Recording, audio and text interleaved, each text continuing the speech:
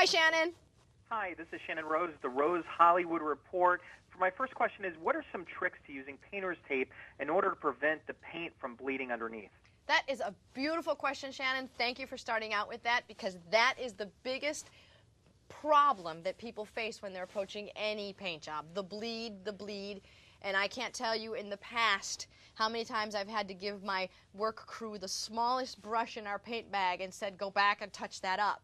But that is no longer the case, because as a professional who has been a decorative painter for years, I will tell you the trick and the secret is in the tape. Every professional job is differentiated by how the tape is used, and from a professional to a DIYer, I'm going to tell you guys and all of the people that are listening, the secret is in Scotch Blue's new Edge Lock painter's tape. The Scotch Blue painter's tape with the Edge Lock protection system, it now ensures that you do not have any bleed underneath through what you're doing. Like, let's say you're color blocking a wall, or you're doing a space like a breakfast nook, you know, and you want to do stripes, where I did, starting out with just a gray toned wall, I did a bolder gray stripe, and then I did just an accent of orange right next to it, just for a pop of color, bringing a little bit of life. But I would have had to have gone back and touched that up had I not used the right painter's tape.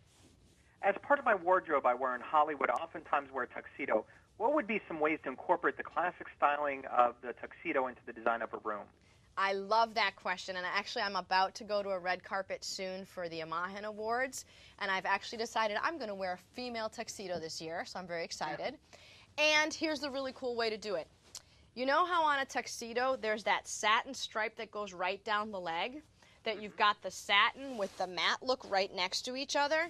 That is also a trick you can do on the walls. Choose the same color of paint and choose a high sheen or a high gloss, and then choose the same color in a flat and create either a bold stripe or a smaller stripe. You can do diamond patterns, you can do checkerboard.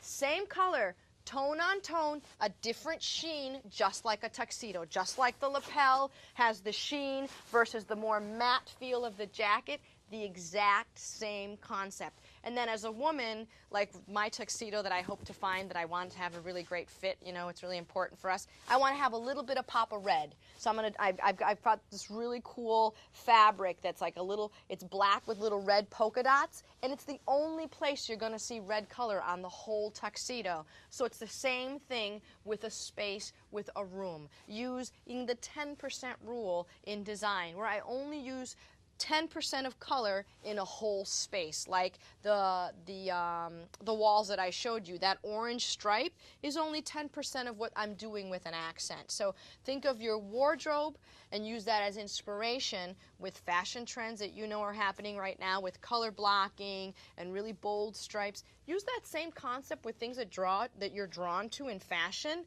and apply that to your home and try to invert that concept with paint. What are some creative ways to decorate for the 4th of July?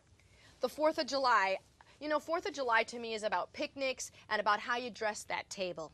And for example, I have a really cool project here that I did for the 4th of July. This is a $4.99 little wooden tray that I bought unfinished at a craft store. And I literally just used the red, white, and the blue, no stars. I'm only alluding to the theme with the color. Why? Because I want to use it whenever I want to use it. And if I put the stripes in it, I might pigeonhole myself in just a little bit.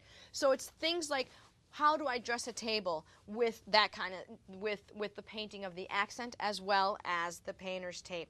Also, if you come over here, I've got some little boxes that are paper or cardboard, and I've striped them out. What's not to say that you don't use something like this for setting a table, and then you put your little name tag card here, you know. It's about, for me, summer is about picnics, and how do we set those tables, and how do we set that ambiance of summer, but you can do it all by applying it into those little accessories. What's not to say you take some mason jars, you use the painter's tape, and you do some striping around it with glass paint. So it's kind of thinking outside of the 9 dots, still using the concepts of paint, but then applying them to what reflects the style that you are, either the tuxedo or the summer.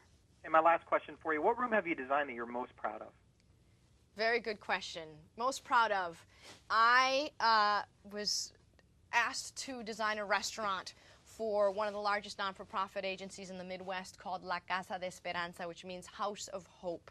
And it's a place where they actually train people for jobs. So I asked for 5 men who had never ever had any paint skills, because I promised those guys that in 5 weeks, once we finished that restaurant, I would give them not only a paycheck, but I would give them gold in the sense of skills that they would be able to go on and say, I have these decorative paint techniques under my belt and I have worked for Carmen de la Paz.